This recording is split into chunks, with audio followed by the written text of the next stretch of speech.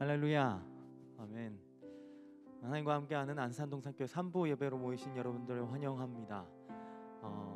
또 이 지난 일주일간 그 맡겨진 자리 가운데서 또 피곤하고 고된 삶을 사시는 우리 성도 여러분 잘 계셨는지 모르겠습니다. 그 자리 가운데서 우리가 성도로 살아내는 것은 참 쉽지 않은 것 같지만 그 모든 에너지와 힘이 주님으로 인하여서 나온다고 확신합니다. 오늘은 오랜만에 그런 고백으로 하나님 앞에 나왔으면 좋겠습니다. 맡겨진 그 자리에서 주님으로 인해서 그 자리를 잘 감당하면서 살아나겠습니다. 그런 고백으로 오늘 예배의 문을 열도록 하겠습니다.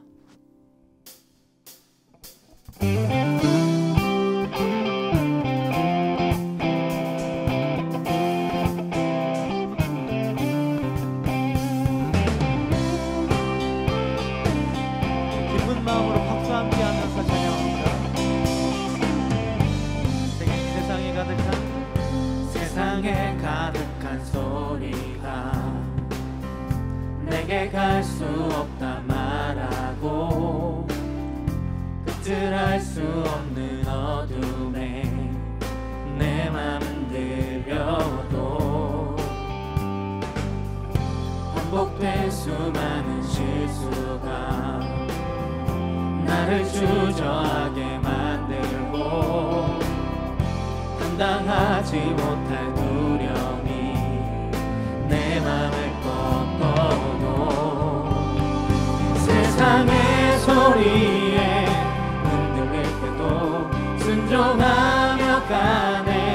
그의 길 위에 내 말은 내 삶에 부신 사랑 내 안에 머금고 나의 실패 속에 넘어질 때도 순종하며 가네. 그의 길 위에 부르신 그곳에 온 맘을 두어 걸어가네. 맡기신 그 길. 네, 어렵지 않습니다. 한 번 더 처음부터 고백합니다. 세상에 가득한 소리가 세상에 가득한 소리가 내게 갈 수 없단 말하고 끝을 알 수 없는 어둠에 내 맘은 들려도 반복된 수많은 실수가 나를 주저하게 만들고 감당하지 못할 두려움이 내 맘을 꺾어도 세상의 소리에 흔들릴 때도 순종하며 가네. 그의 길 위에 내 말은 내 삶에 부신 사랑 내 안에 머금고 나의 실패 속에 넘어질 때도 순종하며 가네. 그의 길 위에 부르신 그곳에 온 맘을 두어 걸어가네. 맡기신 그 길.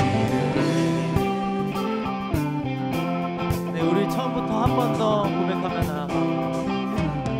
세상에 가득한 소리가 세상에 가득한 소리가 내게 갈 수 없단 말하고 끝을 알 수 없는 어둠에 내 맘은 들려도 반복된 수많은 실수가 나를 주저하게 만들고 감당하지 못할 두려움이 내 맘을 꺾어도 세상의 소리에 흔들릴 때도 순종하며 가네.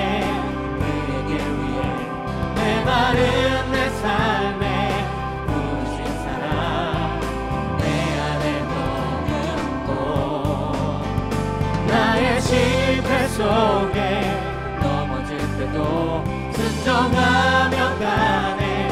그의 부르신 그곳에 온 맘을 두어 걸어가네. 세상의 소리, 세상의 소리에 흔들릴 때도 순종하며 가네. 그에게 위해 내 마른 내 삶에 부으신 사랑 내 안을 머금고 나의 실패 속에 넘어질 때도 순종하며 가네. 그에게 위해 부르신 그곳에 온 맘을 두어 걸어가네. 세상의 소리에, 세상의 소리에 흔들릴 때도 순종하며 가네. 그에게 위해 내 마른 내 삶에 부으신 사랑 내 안에 머금고 나의 실패 속에 넘어질 때도 순종하며 가네. 그의 길 위에 부르신 그곳에 온 맘을 두어 걸어가네. 맡기신 세상의 소리에 흔들릴 때도 순종하며 가네.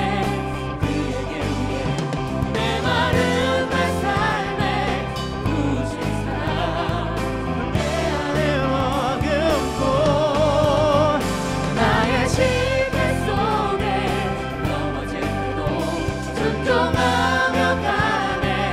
그에게 위해 부르신 그곳에 온 맘을 두어 걸어가네. 맡기신 그 길을 우리 부르신 그곳에서 순종하면서 우리의 삶을 드릴 때 그 가운데 역사하신 하나님을 찬양합니다. 할렐루야. 네.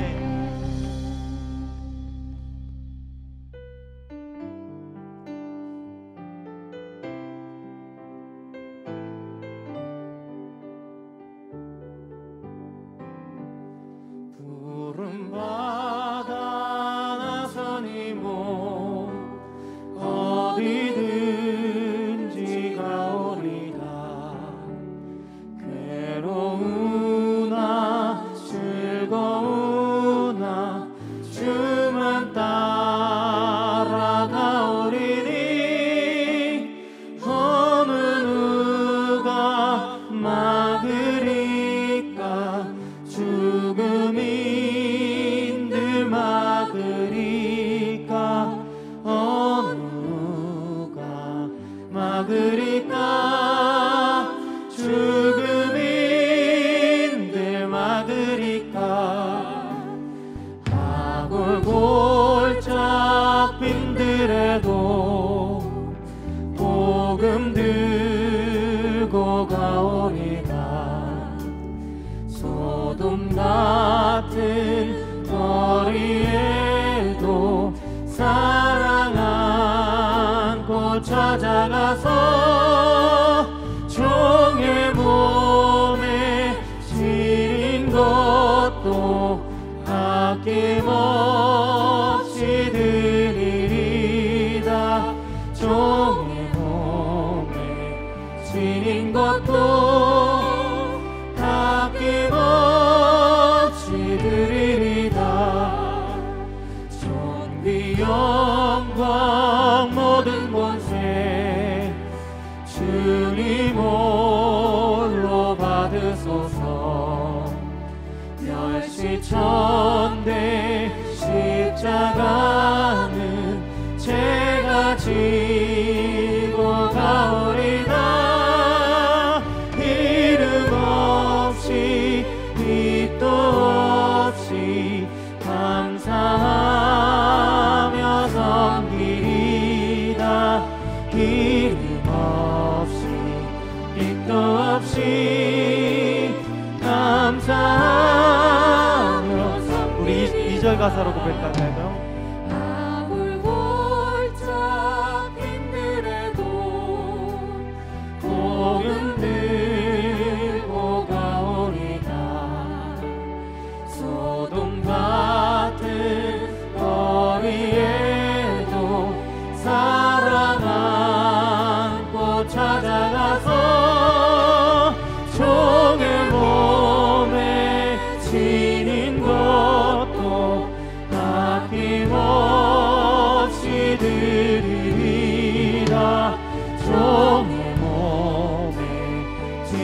것도 아낌없이 드리리다. 존귀 영광 모든 권세 주님 홀로 받으소서. 멸시천대 십자가는 제가 지고 가오리다. 이름 없이 빛도 없이 감사하며 섬기리다. 이름 없이 빛도 없이 감사하며 이름 없이 빛도 없이 이름 없이 빛도 없이 감사하며 섬기리라. 이름 없이 빛도 없이 감사하며 이름 없이 빛도 없이 이름 없이 빛도 없이 감사하며 섬기리라. 이름 없이 빛도 없이 감사하며 섬기리라. 우리 있는 자리 그 자리에서 일어나셔서 주님 앞에 손을 높이 드시고 오늘의 모든 영광 권세 받으실 하나님을 찬양합니다. 찬양하라 내 영혼아. 찬양하라 내 영혼아. 찬양하라 내 영혼아. 내 속에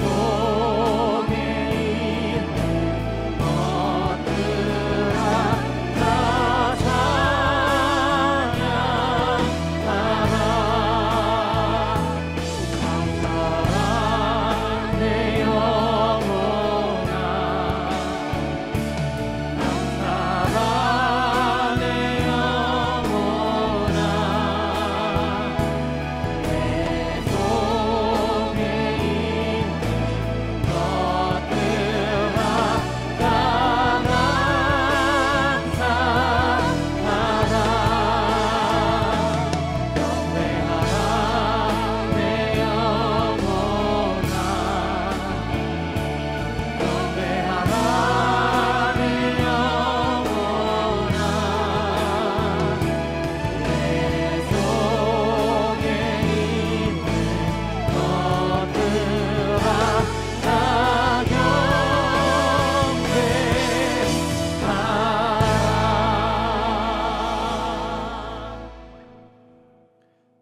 하나님은 영이시니 예배하는 자가 영과 진리로 예배할지니라. 아멘. 다 함께 사도신경으로 우리의 신앙을 고백하겠습니다.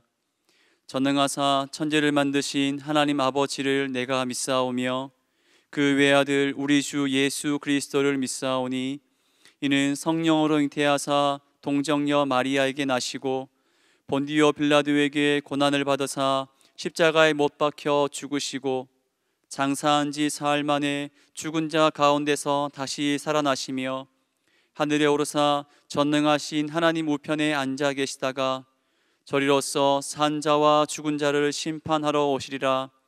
성령을 믿사오며 거룩한 공예와 성도가 서로 교통하는 것과 죄를 사하여 주시는 것과 몸이 다시 사는 것과 영원히 사는 것을 믿사옵나이다. 아멘. 다 함께 자리에 앉으셔서 찬양하시겠습니다.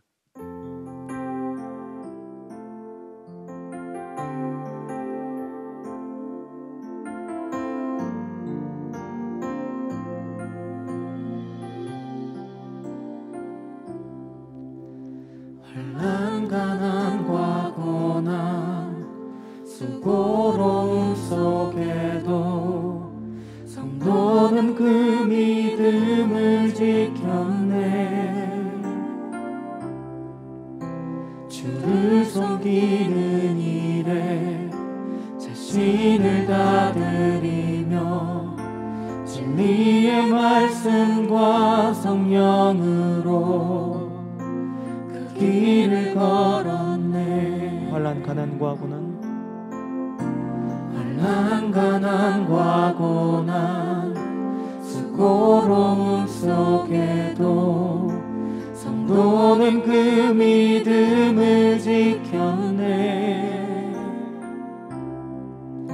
주를 섬기는 일에 자신을 다 드리며 진리의 말씀과 성령으로 그 길을 걸었네.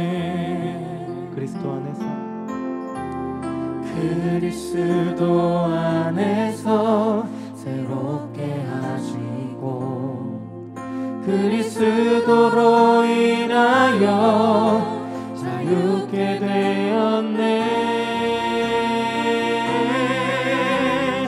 우리는 무명하나 유명한 자요, 죽음의 위기 속에도 생명 가졌고 근심 하나 기뻐하며 하나하나 다른 일을 부욕해 하는 자로다. 환난 가난과 고난, 환난 가난과 고난, 수고로움 속에도 성도는 그 믿음을 지켰네. 주를 섬기는 일에 자신을 다 드리며 진리의 말씀과 성령으로 그 길을 걸었네. 그리스도 안에서 새롭게 하시고 그리스도로 인하여 자유케 되었네. 우리는 무명하나 유명한 자요, 죽음의 위기 속에도 생명 가졌고 근심 하나 기뻐하며 하나하나 다른 일을 부욕해 하는 자로다. 우리는 무명하나 유명한 자요, 죽음의 위기 속에도 생명 가졌고 근심 하나 기뻐하며 하나하나 다른 일을 부욕해 하는 자로다. 그리스도 안에서 새롭게 하시고 그리스도로 인하여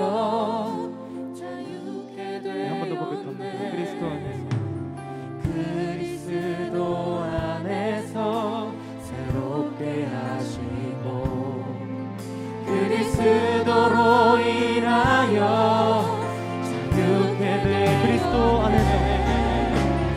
그리스도 안에서 새롭게 하시고 그리스도로 인하여 자유케 되었네. 우리는 무명하나 유명한 자요, 죽음의 위기 속에도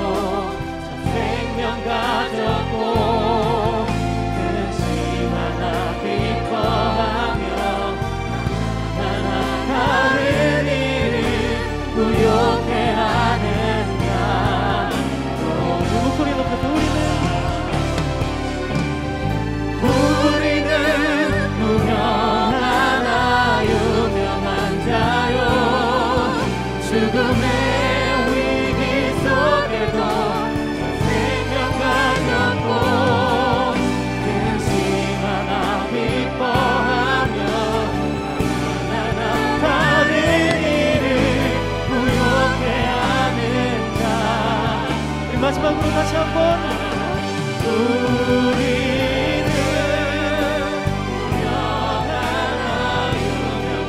유명하여 죽음의 위기 속에도 참 생명 가졌고 근심 하나 기뻐하며 나는 이를 부욕해 하는 자로다. 근심 하나 기뻐하며 근심 하나 기뻐하며 나나 다른 이를 부욕해 하는 자로다. 모든 것 가진 자로다. 모든 것 가진 자로 모든 것 가진 자로다. 주님을 찬양하면서 주님을 찬송하면서 할렐루야 할렐루야 내 앞길 멀고 험해도 주님만 다. 한 번 더 주님을 찬송하면서 주님을 찬송하면서 할렐루야 할렐루야 내 앞길 멀고 험해도 나 주님만 따라가리.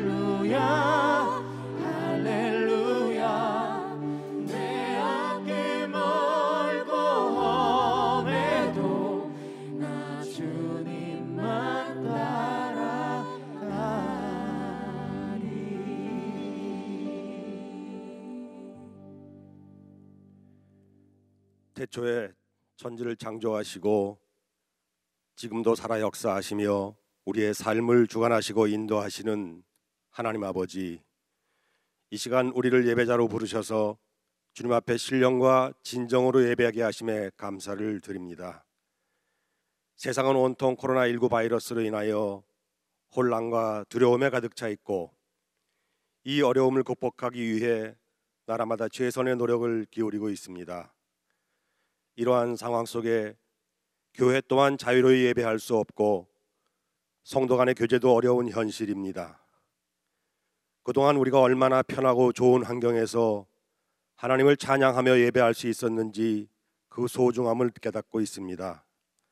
주님, 우리는 주신 것에 감사하지 못하고 겸손하지 못하였습니다.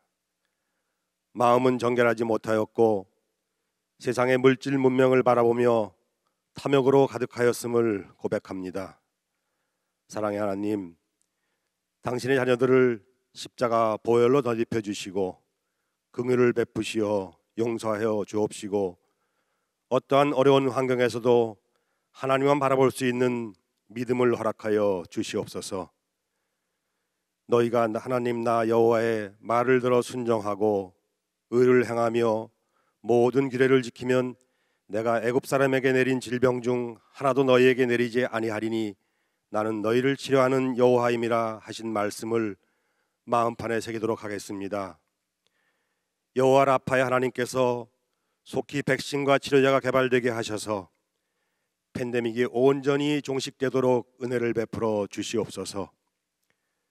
정치, 경제, 사회, 문화, 교육 등 모든 분야가 정상화되게 하시며 교회 공동체가 함께 모여 예배하고 교제할 수 있도록 선하게 인도하여 주시옵소서. 코로나 이전과 이후에 우리의 삶이 온전히 구분되어지길 원합니다. 우리의 주권이, 나라와 온 지구촌의 모든 주권이 하나님께 있음을 온 민족이 고백하게 하시고 하나님의 공의가 온전히 세워지는 시대가 되도록 역사하여 주시옵소서. 특별히 한국교회가 겸손히 하나님 앞에 회개하며 무릎 꿇게 하시고 세상의 빛과 소금의 역할을 잘 감당하는 교회들이 되게 하여 주시옵소서. 주님, 교회 안에 일꾼이 필요하여 임직자를 선출하는 과정이 진행되고 있습니다. 주님의 몸된 교회를 잘 섬길 수 있는 합당한 일꾼이 세워지도록 은혜를 더하여 주시옵소서. 산돌 성경 읽기가 은혜 가운데 계속되고 있습니다. 성경을 읽으며 담임 목사님의 말씀 길잡이를 통하여 하나님의 마음과 뜻을 깨닫게 하시고 하나님 나라를 강건하게 세워가는 거룩한 경건의 삶이 이어지기를 간절히 소망합니다. 단위에 세우신 김성겸 담임 목사님을 강건하게 붙잡아 주시길 원합니다. 태어나는 하나님의 말씀을 통하여 듣는 모든 성도가 새로운 소망을 얻고 결단을 하는 은혜의 시간이 되도록 인도하여 주시옵소서. 길이요 진리요 생명 되신 예수 그리스도의 이름 의지하여 기도하옵나이다. 아멘.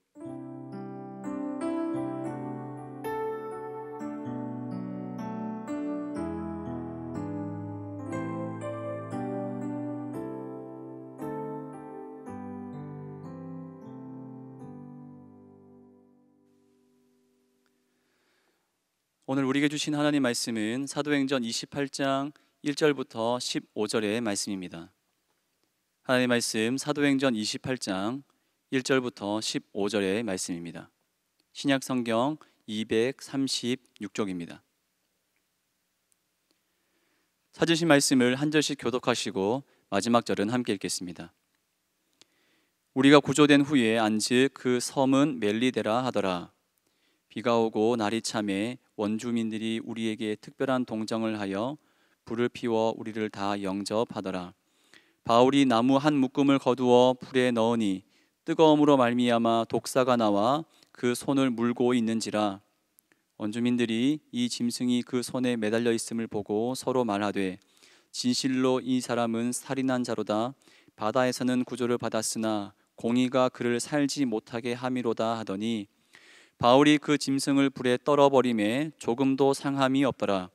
그들은 그가 붙든지 혹은 갑자기 쓰러져 죽을 줄로 기다렸다가 오래 기다려도 그에게 아무 이상이 없음을 보고 돌이켜 생각하여 말하되 그를 신이라 하더라. 이 섬에서 가장 높은 사람 보볼리오라 하는 이가 그 근처에 토지가 있는지라 그가 우리를 영접하여 사흘이나 친절히 머물게 하더니 보볼리오의 부친이 열병과 이질에 걸려 누워 있거늘 바울이 들어가서 기도하고 그에게 안수하여 낫게 하매 이러므로 섬 가운데 다른 병든 사람들이 와서 고침을 받고 후한 예로 우리를 대접하고 떠날 때에 우리 쓸 것을 배에 실었더라. 석 달 후에 우리가 그 섬에서 겨울을 난 알렉산드리아 배를 타고 떠나니 그 배의 머리 장식은 디오스구로라. 수라구사에 대고 사흘을 있다가 거기서 둘러가서 레기온에 이르러 하루를 지낸 후 남풍이 일어나므로 이튿날 보디올에 이르러 거기서 형제들을 만나 그들의 청함을 받아 이래를 함께 머무니라. 그래서 우리는 이와 같이 로마로 가니라. 함께 읽겠습니다. 그곳 형제들이 우리 소식을 듣고 아비오 광장과 트레이스 타베르네까지 맞으러 오니 바울이 그들을 보고 하나님께 감사하고 담대한 마음을 얻으니라. 아멘. 이제 김성균 담임 목사님께서 하나님께 감사하고 담대한 마음을 얻으니라 라는 제목으로 말씀 전해주시겠습니다.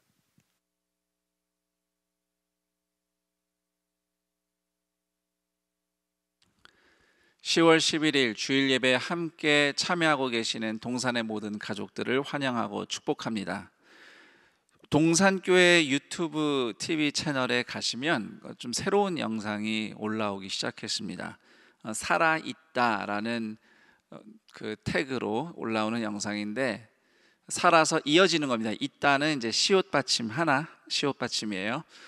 동산 가족들이 하나님과 함께 살아가는 이야기를 통해서 성도와 성도가 함께 이어지도록 돕기 위해서 신설된 영상 코너입니다. 그 첫 영상에 11교구 이혜진 집사님과 그리고 딸 노봄 어린이 성도가 함께 인터뷰를 한 영상이 올라와 있습니다. 그 영상 중에 이혜진 집사님이 코로나 시대를 살아가면서 겪으면서 하나님께 받은 은혜를 이렇게 표현한 부분이 있었어요. 비대면 시대이지만 오히려 나의 죄와 연약함을 대면하는 시간이 되었다. 저는 그분의 말을 또 이렇게 해석해서 다시 말씀을 드리고 싶어요. 요즘 그 어느 때보다 예수님의 십자가를 대면하고 있다. 우리는 다음 주일에는 온라인으로만이 아니라 예배당, 우리 현장에서도 예배를 동시에 드릴 수 있을 것을 기대하고 있습니다. 물론 정부의 방역 방침에 맞춰서 이루어질 겁니다. 그런데 우리가 함께 모여서 예배 드릴 날을 기대하는 것 이상으로 오늘 내가 십자가를 대면하고 주님께 드려지는 삶을 그 어느 때보다 열망하는 동산의 성도님들이 되기를 축복합니다. 오늘 우리가 사도행전 28장, 사도행전의 마지막 장의 앞부분을 읽었는데요.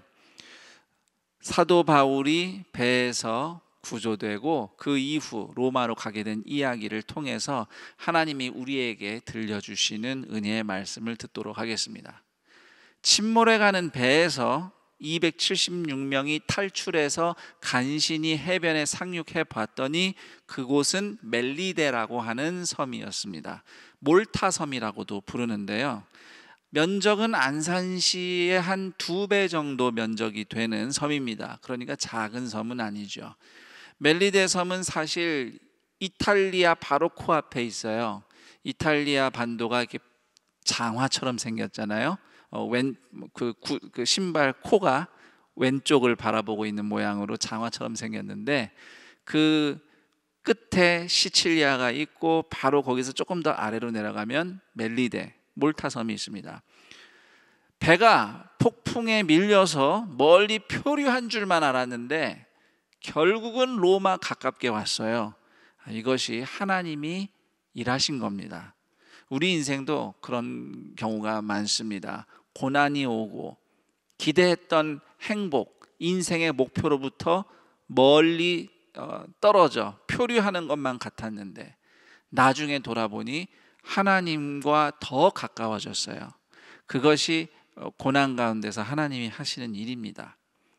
성경에 자세한 설명은 없지만 일단 276명이 다 함께 행동을 한 것 같지는 않습니다. 애당초 그들이 다 한 집단도 아니었고요. 각자 상륙한 후에는 각자의 길을 갔을 겁니다. 그래서 오늘 말씀을 읽으면서 우리라고 할 때는 바울과 그 일행, 그 바울과 동역자들, 그리고 조금 더 폭넓게 보면 바울을 로마로 호송하고 있는 로마군 백부장, 그리고 군인들, 또 함께 이동 중인 죄수들, 이들 무리를 다 포함한다, 이렇게 이해하시면 되겠습니다. 섬의 원주민들이 바울 일행을 불쌍히 여기고 불을 피워주며 영접을 했습니다. 성경에도 원주민이라는 단어가 나와요. 그런데 이 원주민이 성경 언어 헬라어 원문으로 보면 바바로스라는 단어입니다. 바바로스라는 헬라어에서 나중에 영어로 바바리안이라는 말이 나왔어요. 야만인이라는 뜻입니다.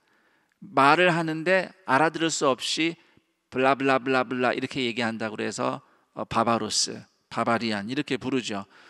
그 섬의 주민들은 로마 코앞에 있으면서도 로마 사람들이 보기에는 바바로스, 야만인과 같은 사람들이었죠. 좀 이렇게 아래 취급을 받은 겁니다. 그런 사람들이 바울 일행을 도우면서 은혜를 베풀고 있는 겁니다. 그래서 외모로는 낮은 사람들 같지만 그러나 바울을 섬기는데 쓰임을 받고 있죠. 자, 그렇게 땔감을 이용해서 불을 피고 몸을 녹이는데 그 땔감 나무 사이에서 갑자기 독사가 튀어나와서 바울의 손을 뭅니다. 이 장면을 목격한 섬 주민들은 이 사람이 무슨 심각한 죄를 지었길래 저렇게 독사한테 물리는가? 바다에서는 구사일생 살아남았지만 결국 이렇게 독사에게 물리는 걸 보니 저 사람은 살인자가 분명해. 천벌을 받은 거야. 이렇게 생각을 했습니다. 그리고 6절 보시면 사람들이 바울이 언제 죽나 이렇게 지켜봤어요. 좀 물린 곳도 좀 살펴봐주고 어떤지, 혹시 뭐 조치를 취할 수는 없는지 이렇게 도와줘야 되는 거 아닌가 싶은데 사람들은 도와주기는커녕 저 물린데 이제 부어오를 텐데 저러다 곧 쓰러져 죽을 텐데 언제 그런 일이 일어나나 지켜보고만 있었답니다. 남의 얘기만은 아닌 것 같아요. 우리도 그러고 있을 때가 많지 않나 좀 생각을 해봅니다. 그러나 감사하게도 뱀에 물린 바울에게는 아무런 증상도 일어나지 않았고 물론 생명에도 아무런 지장이 없었죠. 털끝 하나 다치지 않았습니다. 그러자 섬 주민들이 바울을 신이라고 부르기 시작했어요.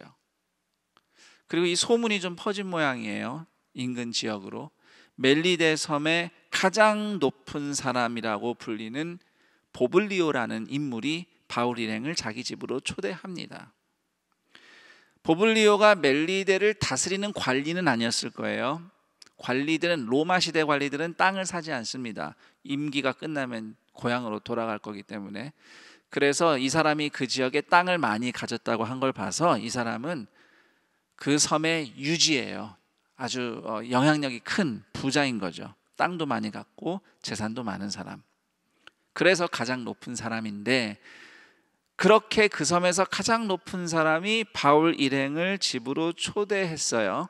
자, 이 장면을 보고 사람들은 대부분 보블리오가 호의를 베푸는 수고를 감당하고 있다 이렇게 생각할 겁니다. 굳이 그렇게 안 해도 되는데 이렇게 불쌍히 여겨서 아유 수고하시네요 보블리오님께서 이런 식으로 생각을 했을 거란 말이죠. 그러나 반대로 바울 입장에서 생각해 보면 보블리오에게 초대받는 위험을 감수한 겁니다. 왜냐하면 보블리오의 초대는 바울과 같은 유대인에게는 아주 위험한 초대이기 때문이에요. 율법에 정한 대로 식사를 하지 않으니 식탁에 뭐가 올라오는지 알 수가 없는 거죠. 바울은 절대로 헬라인 성도들에게 유대인처럼 율법에 맞춰서 식사를 해라, 뭐 할례를 받아라, 절기를 지켜라 강요한 적이 없습니다. 그러나 바울 자신은 철저하게 유대인으로 살았음을 사도행전 곳곳에서 볼 수 있습니다. 그는 주기적으로 금식 기도를 했고 서원했고 또 성전에 가서 정결 예식을 다 치를 걸 치렀습니다. 그러나 바울은 이방인 보블리오의 초대에 응합니다. 왜냐하면 그는 이미 이방인에게 복음을 전하기 위해서 이방인 집에 초대받아서 주는 대로 먹은 경험이 있기 때문이에요. 그래서 어떤 의미에서는 보블리오가 호의를 베풀기 위해서 수고했다고 말하기보다는 보블리오의 호의를 받아주기 위해서 바울이 유대인다움을 희생했다고 볼 수 있습니다. 저는 이 부분이 오늘 우리에게도 좀 생각해 볼 만한 주제라고 그런 생각이 들어요. 왜냐하면 내가 누군가에게 호의를 베풀고 내가 선한 뜻으로 무슨 행동을 해요. 그러면 우리는 이렇게 생각합니다. 아, 내가 수고했어. 내가 저 사람을 위해서 이런 걸 저런 걸 베풀었어. 선물했어. 그러나 나의 호의와 나의 선의가 반드시 상대방에게도 선의이거나 호의라고 장담할 수는 없죠. 그건 그냥 나 혼자 기분 좋아서 생각하는 걸 수 있어요. 그런데 상대방이 나의 호의와 선의를 받아주었다? 그것은 그 사람이 나를 용납해 준 거죠. 그래서 내가 누구한테 내가 이런 호의를 베풀었는데 이런 선물을 줬는데 선의를 행했는데 라고 자랑할 만한 일은 아닌 겁니다. 그건 교만한 걸 수 있어요. 오히려 이런 나의 호의를 저 사람이 받아주었구나 라고 겸손히 고마워해야 할 일일 수가 있습니다. 자, 보블리오의 호의에 대해서 조금 더 생각해 볼 필요가 있어요. 보블리오가 바울을 초대한 것은 그냥 너그러운 마음에 초대했다고만 볼 수 없습니다. 뭔가 그 초대의 결과로 보상이 돌아올 것을 기대한 호의라고 봐야 합니다. 이것은 보블리오가 나쁜 사람이어서가 아니고요. 고대에는 모든 초대와 호의는 다 이런 식으로 뭔가 보상이 돌아올 것을 기대하거나 요구하는 일종의 거래였어요. 자, 예를 들어서 보블리오가 바울한테 뭘 베풀었다고 직접 무슨 선물을 다시 돌려받거나 그렇지는 않을 수 있습니다. 그러나 최소한 보블리오가 낯선 조난당한 이방인에게 호의를 베풀었다고 칭찬을 들으면 보블리오 입장에서는 명예가 돌아온 거죠. 이런 식으로 고대의 모든 호의는 초대는 일종의 거래입니다. 분명히 돌아오는 뭔가가 있어요. 그렇다면 보블리오는 어떤 보상을 기대했을까요? 조금만 더 성경을 읽어 내려가면 보블리오의 아버지가 병들어 있다는 것을 알게 됩니다. 보블리오는 자신의 병든 아버지가 고침받는 보상이 돌아오기를 기대한 겁니다. 자, 그 당시 보블리오 아버지가 열병과 이질에 걸려 고통받고 있었죠. 그런데 보블리오가 소문을 들었어요. 바울이라는 사람이 독사에 물렸는데 죽지도 않아요. 부어오르지도 않았어요. 보블리오가 바울이 누군지 아직 몰랐기 때문에 바울 선생님 와서 기도해 주세요, 아버지 좀 고쳐주세요, 이런 걸 생각하진 않았을 겁니다. 아직 잘 모르니까. 그러나 적어도 보블리오 눈에는 바울이 독사에 물려도 죽지 않는 불멸의 존재였어요.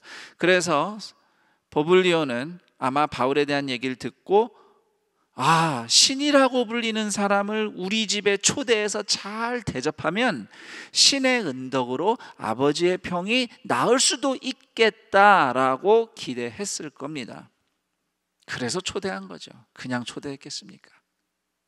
그러나 보블리오는 그가 기대했던 것 이상으로 도무지 아무리 애써도 갚을 길이 없는 어마어마한 큰 선물을 받게 됩니다. 복음의 사자 바울이 직접 아버지의 열병과 이지를 이리 낫도록 안수하고 기도하고 그리고 정말로 병이 낫는 기적이 일어났어요. 그 후에 멜리데 섬에 병든 많은 사람들이 바울을 찾아와서 병 고침을 받습니다. 성경은 바울이 병 고치는 사역을 한 것만 기록하고 있습니다. 그러나 통상 예수님과 사도들의 병 고침 사역은 복음 전파와 병행이 되었기 때문에 바울은 분명히 멜리데 섬에서도 예수님에 대해서 복음을 전했다고 우리는 확신할 수 있습니다.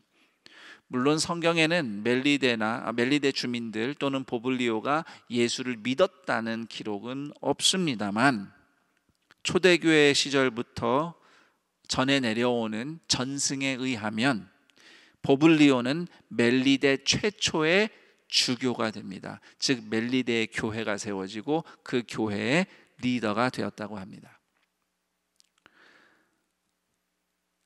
물론 그런 사실들을 역사적으로 증명하기 위해서는 자료가 많이 부족해요. 전승이니까 성경에 기록된 것도 아니고. 그렇지만 분명한 것은 바울은 유라굴로 광풍 한가운데서도 그랬듯이 멜리데에서도 예수님의 구원과 치유의 통로가 되었다는 사실입니다. 그렇게 바울은 멜리데에서 3개월 동안 사역을 하며 주민들의 넉넉한 후원을 받고 로마로 떠날 준비를 할 수 있었습니다. 그리고 마침내 멜리데에서의 겨울이 끝납니다.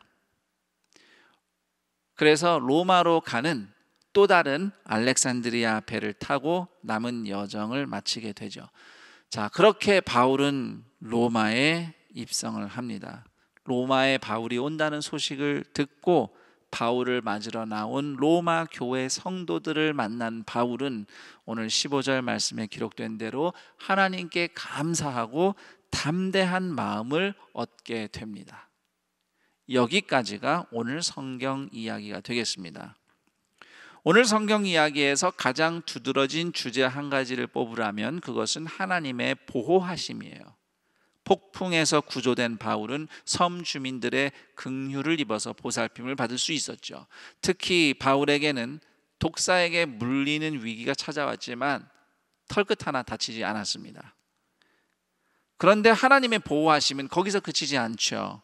바울을 통해 나타난 하나님의 임재와 능력은 보블리오의 아버지를 질병으로부터 건져내어 보호했고 또 그 섬에 더 많은 병자들이 바울을 통해서 하나님의 보호하심과 구원하심을 경험했습니다. 이처럼 하나님의 보호하심은 하나님의 사람에게 임하는 것으로 그치지 않고 그와 함께하는 사람들, 이웃들에게도 흘러갑니다. 오늘 이 예배에 함께 참여하고 계시는 모든 동산의 가족들이 이처럼 하나님의 동행하심과 보호하심이 나타나고 그 돌보심이 이웃들에게 세상을 향해 흘러가는 복의 통로가 되기를 축복합니다.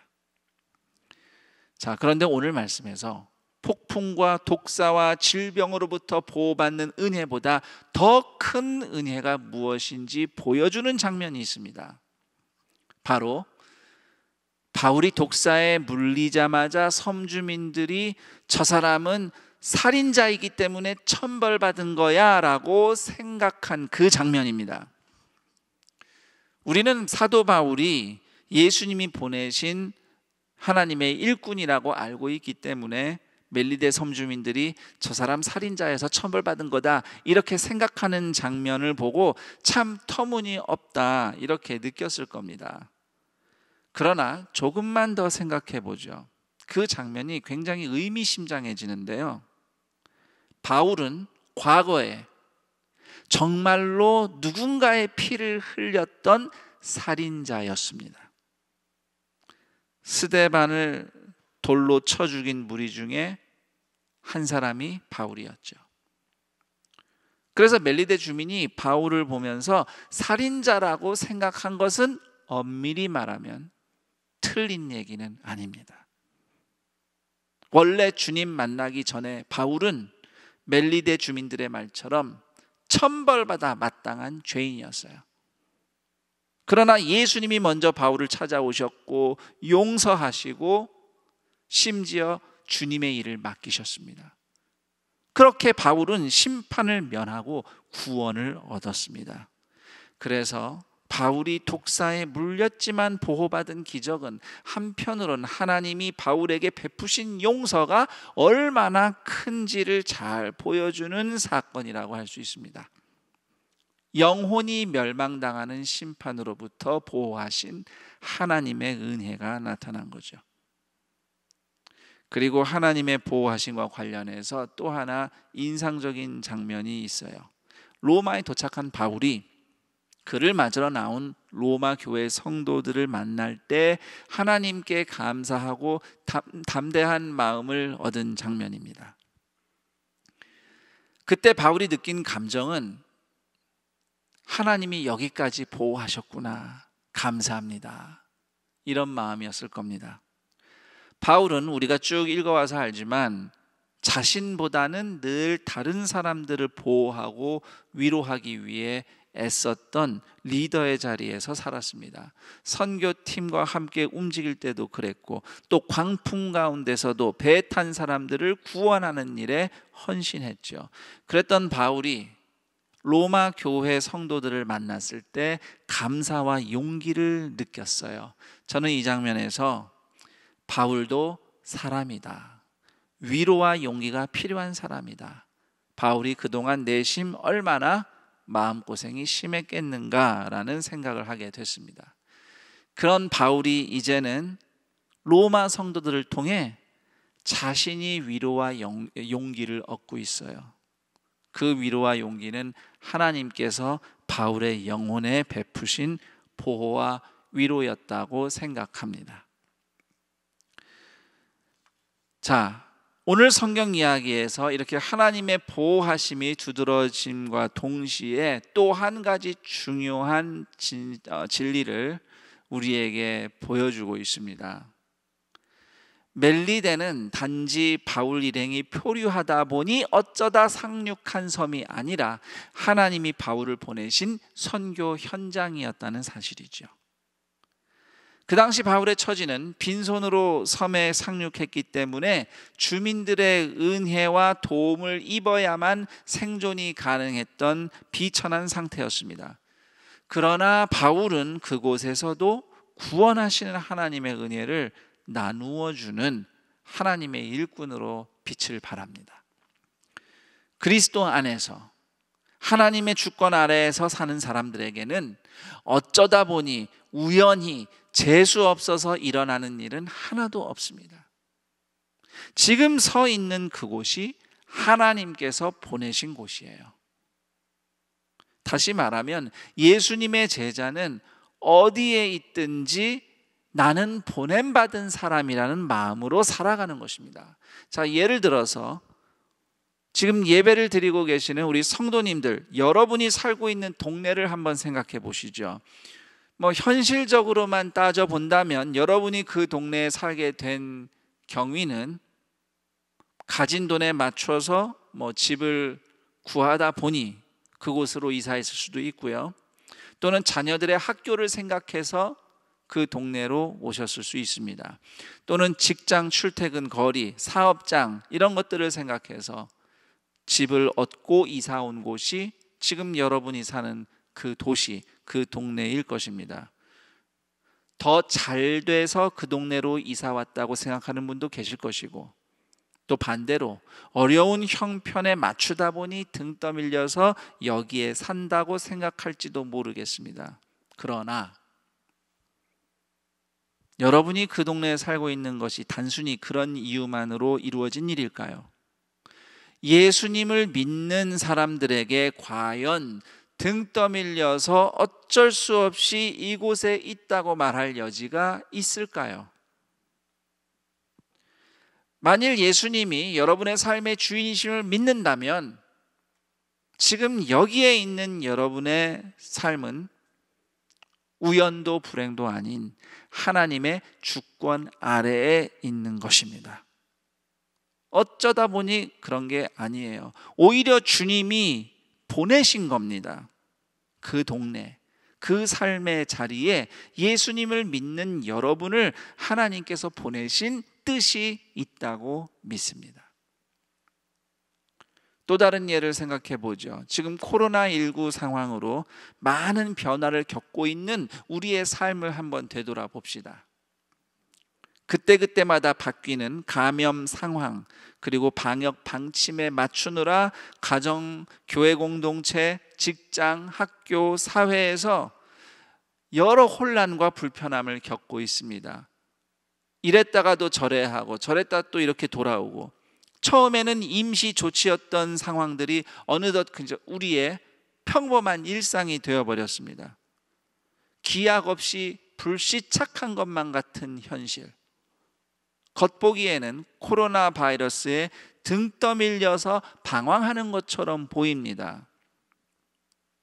그러나 2000년 전 멜리데 섬에 떠내려간 바울을 통해서 사람들을 구원하시며 고치신 하나님께서는 오늘 우리에게 어쩌면 멜리데 섬과도 같은 이 현실 속에서도 주님이 하실 일이 있다고 믿습니다. 핵심은 그 섬이 멜리데이기 때문에 하나님이 보내신 곳이라기보다는 그 섬에 도착한 사람이 바울이었기 때문에 멜리데도 하나님이 보내신 곳이 되는 겁니다. 나는 어디에 있는가 보다 더 중요한 것은 나는 누구인가 라는 질문입니다. 그래서 우리 스스로에게 질문해 보고 싶어요. 우리는 제자입니까? 우리가 정말 예수님을 믿고 따르는 제자라면 오늘 우리의 삶은 등 떠밀려서 어쩔 수 없어서 사는 인생이 아닌 겁니다. 주님이 우리를 돌보시며 보내시는 사명의 자리인 것을 우리는 알게 됩니다. 좀 더 나아진 환경 또는 형편이 풀리고 나면 그럼 그곳이 하나님이 보내신 곳이라고요? 아닙니다. 지금 여기, 지금 여러분이 예수님의 제자로 서 있는 곳, 여러분이 지금 있는 곳이 마음에 들든 들지 않든, 지금 하고 있는 일이 나한테 잘 맞든 잘 맞지 않든, 내가 좋아하는 사람들에게 둘러싸여 있든 아니면 함께하는 게 괴로운 사람들과 둘러싸여 있든 어떠한 상황이든 여러분이 예수님의 제자로 서 있는 그곳은 내가 너와 함께 있느니라 약속하시고 그 약속대로 동행하시며 돌보시고 일하시는 주님이 여러분을 보내신 곳입니다. 그러므로 주님에 의해 보냄받은 제자인 여러분에게 두 가지 권면하면서 설교를 마치려고 합니다. 우선 한 가지는 도움과 호의가 필요한 처지에 놓이는 것을 두려워하지 마십시오. 풍랑 만난 배에서 바울은 그저 로마로 이송 중인 죄수의 신분이었습니다. 또 멜리데 섬에서도 바울은 난파당하여 빈손으로 상륙한 처지였습니다. 누군가의 호의를 입어야만 생존할 수 있는 형편이죠. 그래서 바울을 통해 구원과 치유의 역사가 나타났을 때 예수님만이 더 충만하게 나타난 것입니다. 가진 것이 별로 없으니까 함께 계신 주님의 영광이 더 잘 보이는 거예요. 고린도후서 12장 10절. 그러므로 내가 그리스도를 위하여 약한 것들과 능욕과 궁핍과 박해와 곤고를 기뻐하노니 이는 내가 약한 그때에 강함이라. 내가 강한 게 아니고 나와 함께 계신 주님이 강함이라. 그리고 두 번째로 권면합니다. 그 누구도 갚을 수 없는 하나님의 은혜를 믿으십시오. 당장 겉보기에 바울은 원주민의 도움을 받아야만 모닥불이라도 피우고 젖은 몸을 말릴 수 있는 신세였죠. 보블리오가 베푼 호의를 받기만 할 수 있을 뿐 보답할 길이 없어 보이는 그런 가난한 처지였습니다. 그럼에도 멜리데 사람들은 오히려 그런 바울을 통해서 도무지 천금만금을 줘도 갚을 길이 없는 하나님의 은혜를 만났죠. 왜냐하면 바울 자신이 먼저 그렇게 갚을 길 없는 하나님의 은혜로 부유한 사람이기 때문입니다. 바울이 고린도전서 15장 10절에서 이렇게 고백하죠. 내가 나 된 것은 하나님의 은혜로 된 것이니 내게 주신 그의 은혜가 헛되지 아니하여 내가 모든 사도보다 더 많이 수고하였으나 내가 한 것이 아니요 오직 나와 함께 하신 하나님의 은혜로라. 오늘 이 성경 이야기가 여러분에게 어떻게 들렸습니까? 하나님께서 오늘 성경 말씀을 통해 뭐라고 여러분에게 이야기하시는 것 같습니까? 그분의 구원하심, 그분의 보호하심, 그분의 보내심에 대해서 우리 각자가 깨닫고 결단한 것을 하나님 앞에 기도하는 시간을 가져보려 합니다. 그런 여러분의 기도를 돕기 위해서 제가 질문을 2가지 준비해 봤습니다. 우선 첫 번째 질문은 오늘 내가 살아가는 곳에서 하나님은 내 영혼과 삶을 어떻게 보호하셨는가? 잘 생각해 보면 하나님께서 보호하셨기 때문에 오늘 내가 여기에 있습니다. 그분의 보호하심이 어떠했는지, 어떤 은혜를 베푸셨는지 헤아리면서 하나님께 감사하는 시간을 가졌으면 좋겠습니다.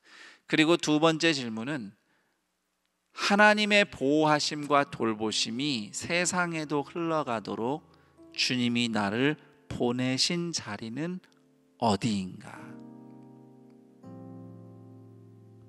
여러분을 통해서 주님이 무언가 세상에 보여줄 것이 있습니다. 그리고 지금 그곳에 여러분이 서 있는 겁니다. 그렇게 나를 통해서 나에게 먼저 임한 하나님의 돌보심과 구원하심이 나를 통해 흘러가게 하옵소서. 결단하며 또 그 현장에서 함께 살아가는 사람들을 떠올리며 하나님 앞에 기도하며 나아가도록 하겠습니다. 함께 기도합니다.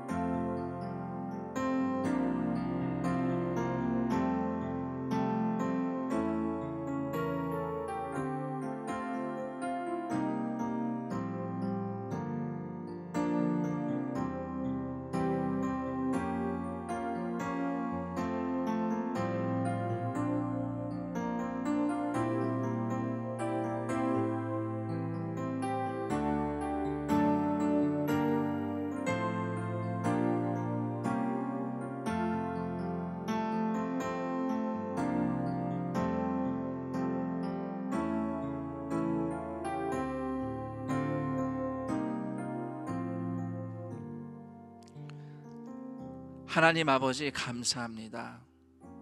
우리의 영혼을 건지신 하나님의 구원의 은혜 찬양합니다. 예수님께서 먼저 십자가의 죽으심으로 하나님의 원수였고 죄인이었던 우리가 주님의 영원한 보호하심 가운데 살게 된 것을 감사드립니다. 오늘 우리는 그렇게 하나님의 자녀로 살아갑니다. 우리의 삶의 현실과 우리가 살아가는 세상의 현장, 녹록지 않습니다. 이런 걸 생각하거나 기대했던 것은 아닙니다. 또는 우리가 이것을 목표하고 꿈꾸며 달려온 것도 아닙니다. 그런데 그렇게 표류하다 상륙한 멜리데의 삶과 같은 현장에 우리가 서 있음을 고백합니다. 그리고 그곳이 어떤 곳인가 보다 더 중요한 것은 우리가 누구인가.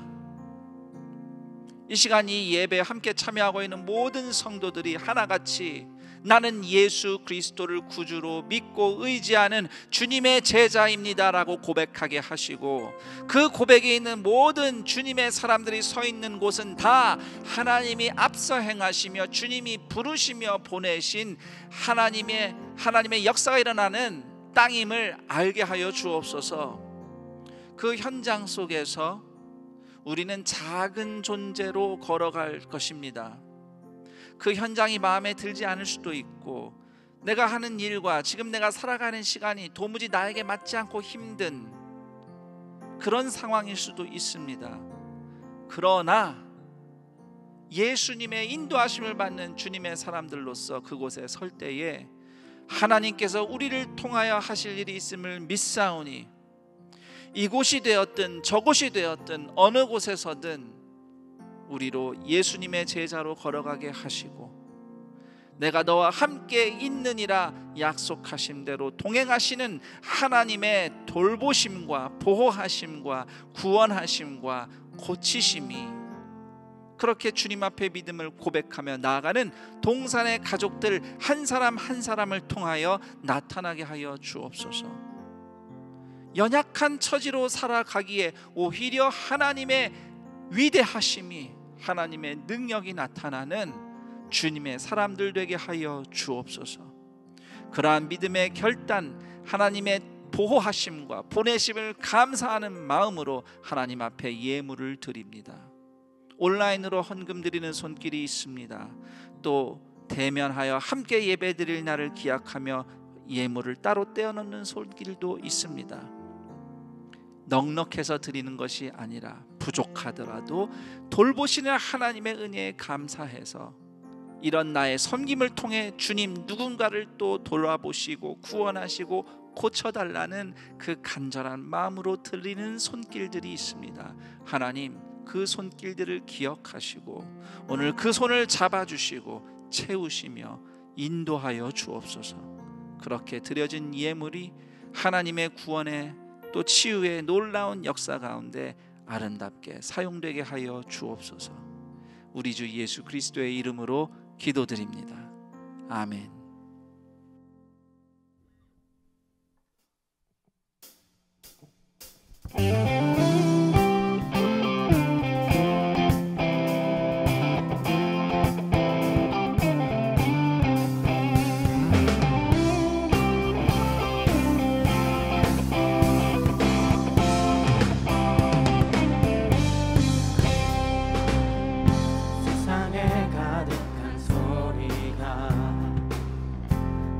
갈 수 없단 말하고 끝을 알 수 없는 어둠에 내 맘은 들려도 반복된 수많은 실수가 나를 주저하게 만들고 감당하지 못할 두려움이 내 맘을 세상의 소리에 흔들리고 순종하며 가네. 그 길 위에 내 마른 내 삶에 오신 사람 내 안에 머금고 나의 실패 속에 넘어질 때도 순종하며 가네. 부르신 그곳에 마음을 부어 걸어가네. 맡기신 그 길.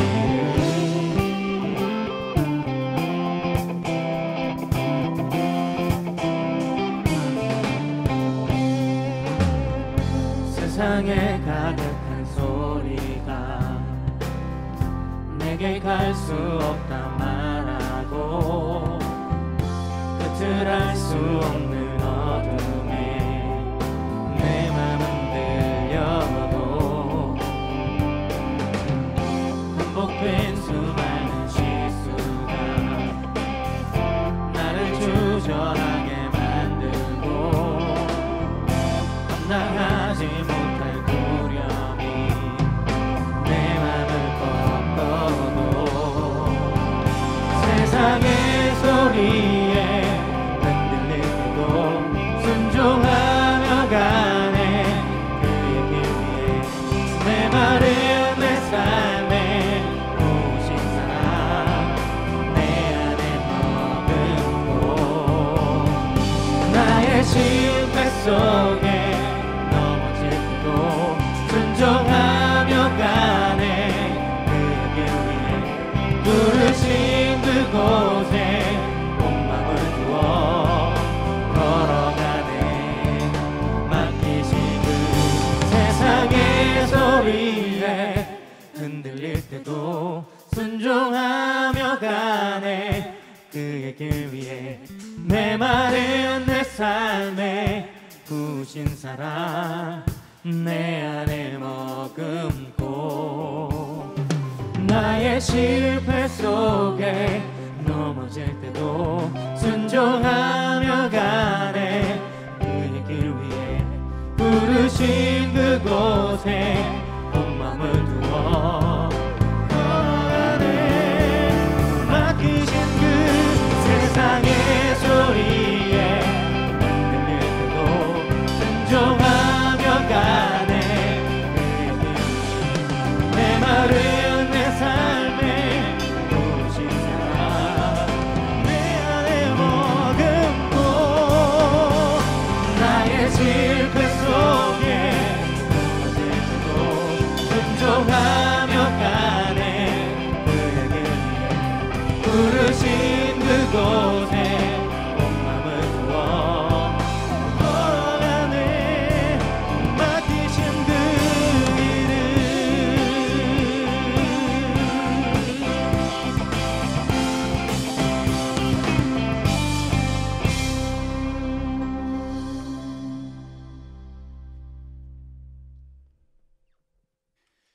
교회 소식 알려드립니다. 주보는 교회 홈페이지를 참고해 주시기를 바랍니다. 오늘 안산 동산교회 온라인 예배로 함께 하시는 모든 분들을 주님의 이름으로 환영하고 축복합니다. 온라인 예배로 함께 하시면서 등록하기를 원하시는 분들께서는 아래 안내되는 교회 번호로 전화 주시면 등록에 대한 안내를 드리도록 하겠습니다. 상담박스 학습 세례 입교식 안내입니다. 10월 18일 다음 주일 본당 1, 2, 3, 4부 예배 시에 시행합니다. 교육과 문답식은 주보에 기재된 날짜를 참고하시기를 바라며 코로나19로 인하여 온라인으로 진행하게 됩니다. 알림 1번 제22회 경기 서노회 정기노회가 10월 12일 월요일 오전 10시 수원 개선문 교회에서 있습니다. 근본 목사로는 김성민, 안승은, 박은광, 소승호 강도사님이 안수를 받으시고 강도사로는 안나혁, 원공부엉, 정의열, 송정용, 임요셉, 서형원, 이진환 전도사님이 인허를 받습니다. 알림 2번 한나 소망셀 인터넷 예배가 10월 16일 금요일 오전 10시에 유튜브 영상으로 송출됩니다.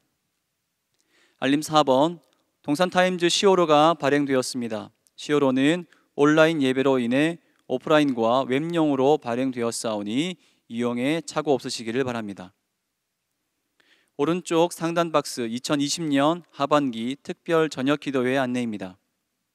10월 19일 다음 주 월요일부터 24일 토요일 오후 8시부터 인터넷으로 생중계됩니다. 김성겸 담임 목사님께서 하나님의 능력, 복음이라는 주제로 말씀 전해주십니다. 현재 동산교회와 각 가정은 산돌 성경 읽기를 통해 말씀에 집중하고 있습니다. 특별 저녁 기도를 통해 온 가족이 말씀과 기도의 영적 풍성함을 누리시기를 기도함으로 준비하시고 기대해 주시기를 바랍니다. 오른쪽 하단 박스 큰숲 형제교회 분립개척 준비 기도회 안내입니다. 김혁수 목사님께서 시흥시 장현 능곡지구에 동산교회 15번째 분립개척교회인 시흥동산교회를 개척합니다. 개척을 위한 준비 기도회가 온라인과 오프라인으로 동시에 진행됩니다. 개척에 동참하실 분들과 기도로 후원하실 분들의 적극적인 참여를 바랍니다. 일시는 10월 17일부터 10월 19일까지 매주 토요일 오후 7시이며 전반 5주는 본당 큰수폴에서 후반 5주는 시흥동산교회 예배당에서 각각 진행합니다. 특별히 대면 예배로 참석하시고자 하시는 분들께서는 코로나19 방역 지침에 따라 미리 신청하셔야 참석이 가능합니다. 문의는 주보에 기재된 김혁수 목사님의 번호로 연락해 주시기를 바랍니다. 교회 소식 이면 알림 1번 개인별 헌금 내역 확인 안내 드립니다. 온라인 헌금 시 입금자란에 바코드 번호를 입력하지 않으시면 바코드 발급기에서 개인별 헌금 내역을 확인하실 수 없습니다. 수정하실 분은 교회로 연락 주시기를 바랍니다. 알림 2번 10월 교회학교 특별 새벽 기도회가 10월 17일 토요일 오전 6시에 교회에서 모이지 않고 인터넷 중계로 드립니다. 알림 3번 미스바 중보기도학교 온라인 교육이 10월 31일 토요일부터 12월 5일 토요일까지 매주 오후 8시에 있습니다. 접수는 10월 25일 주일까지 신청하시면 되겠습니다. 특별 광고 드립니다. 현재 모든 예배는 10월 17일까지 온라인으로 진행되며 상황에 따라 변동 가능합니다. 주일 예배, 월요 중보, 수요 기도회, 교구 전도대, 모교 영성 집회는 교회에서 모이지 않고 인터넷 생중계로, 새벽 기도회는 설교 오디오 송출로, 그 외에 집회, 양육, 훈련 등은 잠정 중단되며 셀 모임은 온라인 셀 모임으로 진행됩니다. 교회에서는 성도님들의 안전을 위해 최선을 다해 필요한 조치를 취하고 있습니다. 하나님의 인도하심 안에서 이 어려운 시기를 슬기롭게 극복할 수 있도록 적극적인 참여와 기도 부탁드립니다. 이번 주 5가정에서 결혼 예식이 있습니다. 이교구 이만구 성도님, 엄옥란 권사님 가정, 19교구 박범진 성도님, 최순옥 권사님 가정, 20교구 마인숙 집사님 가정, 23교구 고용석 성도님, 이선영 집사님 가정, 교역자 소승호 강도사님, 신원유 전도사님의 결혼 예식이 10월 17일 토요일에 있습니다. 자세한 사항은 주보를 참조해 주시고 성도님들의 많은 축하를 부탁드립니다. 교회 임명, 알림, 모집 등의 광고는 주보를 참고해 주시기를 바랍니다. 이제 다 같이 자리에서 일어나셔서 여기에 모인 우리를 찬양하신 뒤 김성견 담임 목사님께서 축도해 주시겠습니다.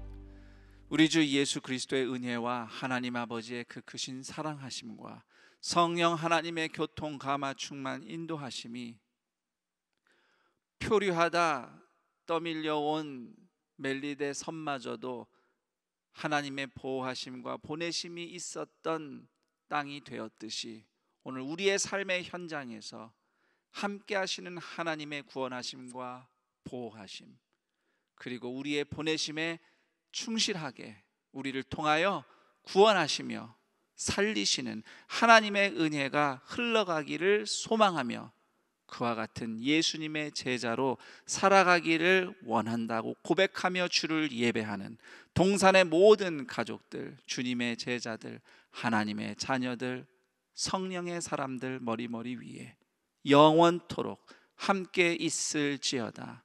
아멘.